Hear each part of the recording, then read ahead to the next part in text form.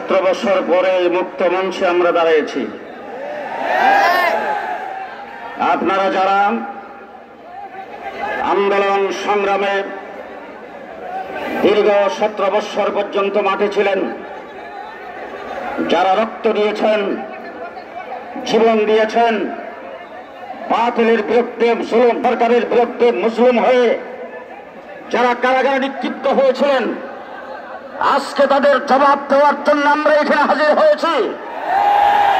সুতরাং আপনাদেরকে অনুরোধ করে একদম চুপ, একদম চুপ, কোন আওয়াজ নাই, একদম চুপ।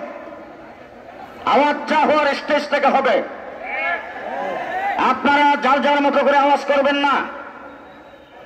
যারা এখানে উপস্থিত হয়েছেন, মাঠ শুধু নয়, মাঠের আশেপাশে চতুর্দিক কানায় কানায় ভরপুর। এখন পর্যন্ত আমরা খবর পাচ্ছি যারা এখানে উপস্থিত হয়েছেন এর কয়েক ডাবল লোক এখনো রাস্তায় আছেন। গোটা ব্রাহ্মণবাড়িয়া শহর আজকে অচল হয়ে যাবে। আমরা মুসলিম, আমরা আজকে সমস্ত মুসলমান এই জায়গায় এসে হাজির হয়েছি একমাত্র আল্লাহ পাকের শুকরিয়া আদায় করার জন্য। একটি জগদ্দল পাথর যা 17 বছর জুলুম করেছে, দরজা দিয়ে পালিয়ে গেছেন।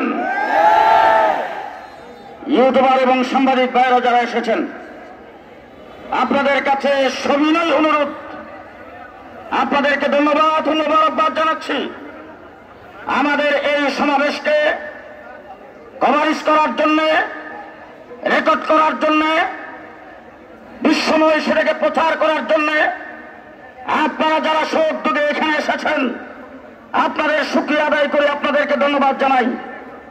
তবে আমাদের সমাবেশ পরিচালনায় কোন প্রকার কোন বিঘ্নতা ঘটুক, এইটা আমরা আপনাদের দ্বারা চাচ্ছি না। আপনারা যারা এই মাহফিলে শ্রোতা হিসেবে এসেছেন, পেছন থেকে তাদের স্টেজে দেখতে অসুবিধা হচ্ছে। এই জন্য আপনাদেরকে অনুরোধ করব, সামনের জায়গাটুকু একটু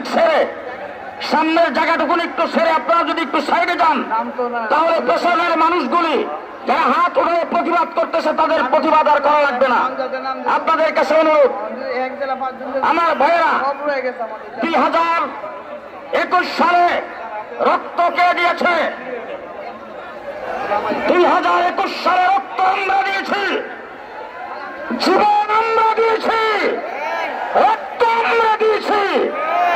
আমার 17 জনকে পাখির মতো গুলি করে হত্যা করা হয়েছে। তারপরে আবার আমাদের বিরুদ্ধে মামলা, গ্রেফতার আমাদের কি করা হয়েছে? বৎসরের পর বৎসর কারা প্রকোষ্ঠে রেখে নির্যাতন করেছেন। যে সকল ভাইদেরকে গ্রেফতার করা হয়েছিল ব্রাহ্মণবাড়িয়া থেকে, আমরা যারা মুসলিম হয়েছে, যারা জেল জুলুম নির্যাতন ভোগ করেছেন, তাদেরকে দেওয়ার মতো কিছুই নাই।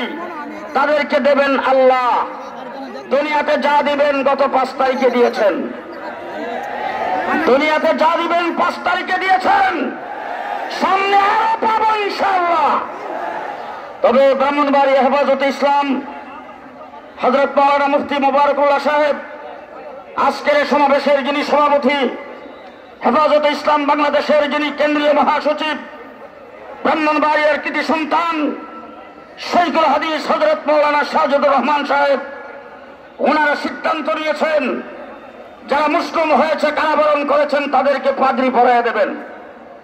হয়তোবা এমনও হতে পারে তাদের কাছে হয়তো লিস্টে নাম আসে নাই, এমন কেউ বাহিরে থাকতে পারেন, অথবা এখানে উপস্থিত হয় না এমন কেউ থাকতে পারেন।